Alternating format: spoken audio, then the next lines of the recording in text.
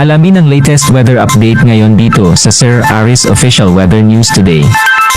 Makikita po natin patuloy pa rin yung pag-iral ng southwest monsoon o habagat, partikular nga dito sa may kanlurang bahagi ng Luzon na makararanas at patuloy na makararanas ng maulap na kalangitan at nung dadala pa rin ng mga malalakas hanggang malalakas sa mga pagulan yung area Ilocos Region, Bataan, Zambales at gayon din ang bahagi ng Cordillera. Ang nilalabing bahagi ng Luzon, makararanas naman ng maulap na kalangitan na may makalat-kalat na mga paggulan, pagkidlat, pagkunog. Makikita po ninyo dito sa may area ng Visayas, maging lang bahagi ng may Maropa, itong Palawan at itong Mindanao. Generally fair weather pero posible pa rin yung mga thunderstorms sa hapon hanggang sa gabi.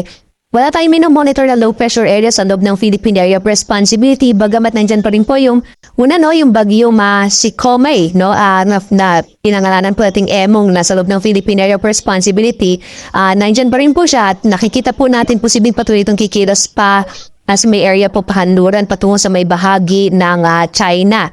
Samantala naman yung Typhoon Krosa, na nasa labas din po ng Philippine Area of Responsibility ay hindi natin inaasahang papasok pa ng PAR at papalayo na sa ating bansa. Gayun pa man, itong dalawang weather systems ito ay maaari pa rin patuloy na maghata o maka-impluwensya sa habagat. Kaya yung area po ng western section ng Luzon, asahan pa rin natin the next coming days magpapatuloy pa rin yung mga tsansa na hanggang malalakas na mga pagulan. Samantala, wala tayong minomonitor na low pressure area nga po sa loob ng Philippine Area of Responsibility.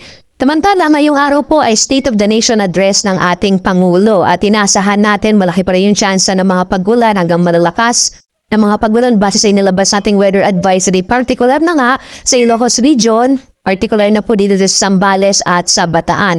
Sa Metro Manila, kung saan nga gaganapin ang zona ng ating Pangulo, generally ay mamauna pa rin yung kalangitan sa araw na ito na may mga light to moderate rays. Mas malaki po yung tsansa ng mga pagulan hanggang sa kumisay malakas sa mga pagulan sa hapon hanggang sa gabi.